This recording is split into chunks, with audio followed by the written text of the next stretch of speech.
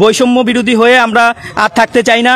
সেই কারণে আমাদের এই 24 ঘন্টার মধ্যে আমরা সকলে আলটিমেটাম দিয়েছি চাঁদপুর প্রেস ক্লাবকে। আমাদের যে দাবি, এই দাবি আগামী 24 ঘন্টার মধ্যে পূরণ না হলে পরবর্তীতে আমরা কঠিন আন্দোলন করব। আসসালামু আলাইকুম প্রিয় চাঁদপুরবাসী, আমরা অত্যন্ত দুঃখের সাথে আপনাদের সামনে হাজির হয়েছি।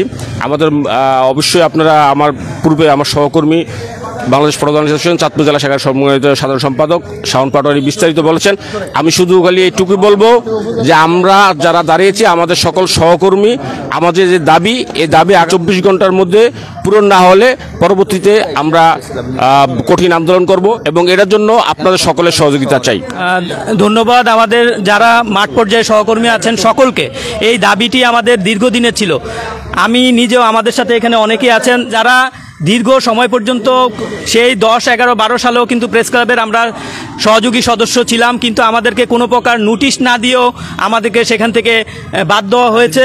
দাবির বিষয়ে আমরা আজকে একাত্ম হয়েছি, কারণ সারা দেশে একটা বৈষম্যের শিকার, সকলকে বৈষম্য বিরোধী হয়ে আমরা আর থাকতে চাই না।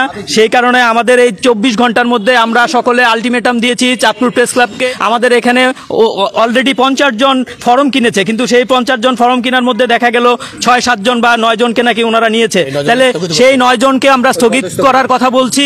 আমরা সভাপতির কাছে আমরা সেই দাবি জানিয়ে এসেছি যে সেই 9 জনকে স্থগিত করে যে 50 আমরা যে তালিকা স্বাক্ষর করেছি, সেই স্বাক্ষরের উপর বেসিস করে যে আবেদন আমরা করেছি, সেই স্বাক্ষরের উপর বেসিস করে অভিজ্ঞতার আলোকে আমাদেরকে চাঁদপুর প্রেস ক্লাবের সদস্য করা হোক। অন্যথায় আপনারা জানেন যে জেনেছেন বা আপনারা অলরেডি শুনেছেন যে শাওন বলেছে আমরা এই 24 ঘন্টা পার হলে আমরা অন্যান্য কর্মসূচিতে যাব। সেই কর্মসূচি হয়তো আরও কঠিন থেকে কঠিনতর হবে।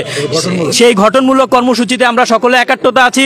আমরা চাই চাঁদপুরবাসী আমাদের সাথে থাকবেন, যেহেতু আমরা সবসময় আমরা লেখনির মাধ্যমে আপনাদের পাশে রয়েছিলাম। আমরা সেই দাবির সাথে একাত্মতা পোষণ করবেন বলে আমরা মনে করি।